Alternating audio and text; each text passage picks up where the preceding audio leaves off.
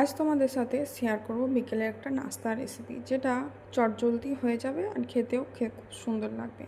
অল্প কিছু উপকরণ দিয়েই তৈরি করব। তো হ্যালো এভরিওয়ান, চলে এসেছি আবার একটা নতুন ভিডিও নিয়ে। তো চলো শুরু করা যাক। প্রথমেই আমি একটা বাটিতে নিয়ে নিয়েছি কিছুটা পরিমাণ আটা, 2 কাপ মতো আটা নিয়েছি। তার মধ্যে দিয়ে দিয়েছি 2টো চেরা কাঁচা লঙ্কা। তারপর দিয়ে দিয়েছি স্বাদ মতো চিনি। চিনিটা আপনারা নিজেদের মতো করে দিতে পারেন, বেশিও দিতে পারেন, কম। তারপর দিয়ে দিয়েছি লবণ, হাফ চামচের মতো লবণ দিয়েছি ও কিছুটা মৌরি দিয়েছি। আটার সাথে সব কিছু মিক্স করে নিয়েছি। এরপর হালকা হালকা জল দিয়ে একটা ব্যাটার তৈরি করে নিয়েছি। ব্যাটারটা খুব পাতলা হবে না, খুব মোটা হবে। দেখতেই পেলে ব্যাটারটা আমি কেমন করেছি। এরপর 15 মিনিটের মতো ঢাকা দিয়ে রেখে দেবো। 15 মিনিট পর ওভেনে তাওয়া চাপিয়ে নিয়েছি। তাওয়াটাকে ভালো করে ভিজে কাপড় দিয়ে মুছে দিয়েছি। ভিজে কাপড় দিয়ে মুছলে কী হবে, প্রত্যেকটাই ভালো করে।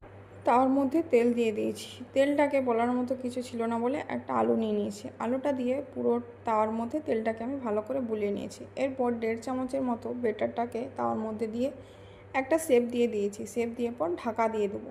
কিছুক্ষণ ঢাকা দিয়ে ঢাকাটাকে খুলে নেবো। দেখতেই পাচ্ছ ওপরটা কাঁচা কাঁচা ভাবটা চলে গিয়েছে। এরপর পুরোটাকে উল্টে নেবো। দু সাইডটায় হালকা আছে ভালো করে ভেজে নেব। এইভাবে প্রত্যেকটাই আমি ভালো করে ভেজে তুলে নেব।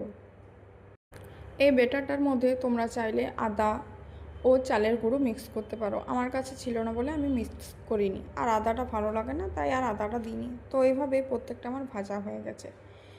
এর সাথে সস খুব ভালো লাগবে, কিন্তু আমার কাছে সস ছিল না বলে আমি অল্প চা করে নিয়েছি। প্যানের মধ্যে 2 কাপ মতো জল দিয়ে দিয়েছি। অল্প চা পাতা দিয়েছি, কারণ লিকার চা হবে তাই চা পাতাটা অল্প। তারপর দিয়ে দিয়েছি কিছুটা আদা করে। আদা দিয়ে চাটাকে ভালো করে কিছুক্ষণ ফুটিয়ে নেব। তারপর দিয়ে দেবো অল্প চিনি। এখানেও আমি চিনিটা অল্পই দিলাম। ভালো করে ফুটে গেলে চাটাকে ছেঁকে নেব। তৈরি হয়ে গেল আটা দিয়ে গোলা রুটি ও চা। অবশ্যই একবার বানিয়ে দেখবেন, খেতে কিন্তু খুব সুন্দর হয়েছিল আর খুব তাড়াতাড়ির মধ্যেও হয়ে যায়।